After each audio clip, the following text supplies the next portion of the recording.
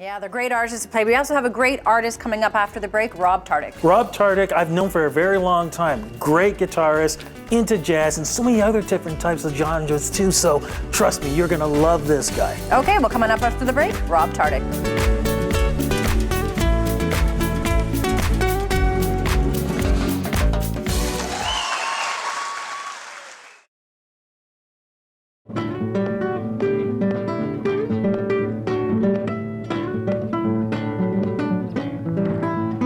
Rob, I will say it once and I'll say it 1,000 times, my friend. I love your music.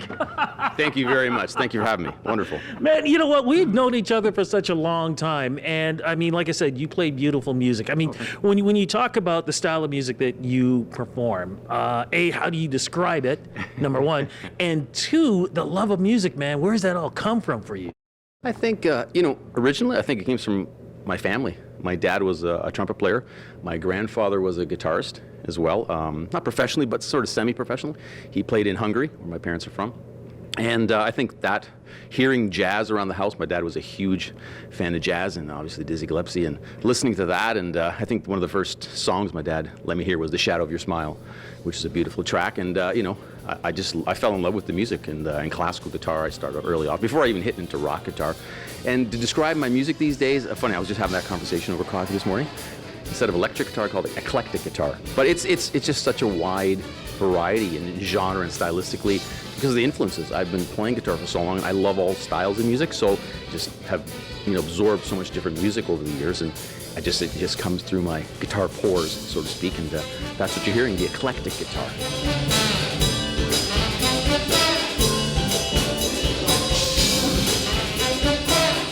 My music is all original. If I look back at my 4 CDs that I have, there was only on the first CD I had a couple covers. I did a couple bossa nova tunes and one Madonna tune, La Isla Bonita.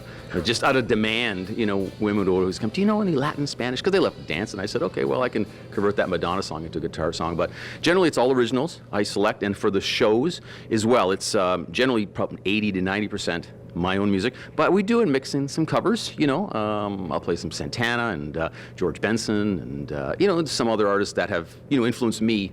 It's generally guitarists, in general, but hey, we'll mix it up and play some jazz, and again, it's eclectic guitar, so you don't know what to expect. I want to keep people on their toes and engaged. Well, keep me on my toes here, man. If you can play me a short version of one of your originals here, what would it be? My originals. Yeah. I'm gonna have to tune up for that. I can do. Let me see. I have one tune. Just let me tune up for that one.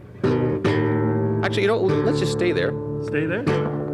Yeah, we'll do this one. This tune's called The Voyager. It's I was asked to play recently in Mississauga, Jody Towles. He's a guitarist on a journey across Canada. He has a guitar that's been built out of completely parts from Canada, from materials, from a rare tree, a Native Canadian tree, what am I saying? And then parts like from Wayne Gretzky's hockey stick and Gordie Howe's hockey stick, and all these amazing, components in like a sunken ship somewhere in Canada. And it's just an amazing journey.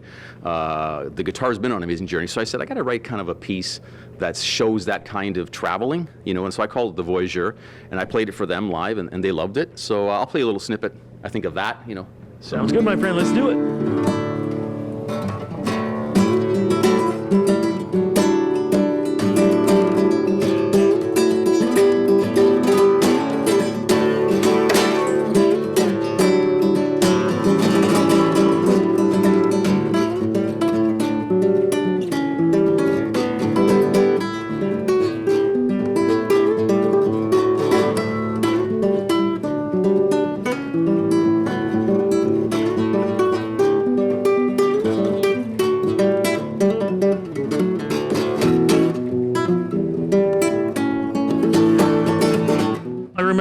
Blue Mountain, we were up there for the jazz festival. What was that like for you performing up there for that crowd, man? Because, I mean, it looked like a love fest between everybody.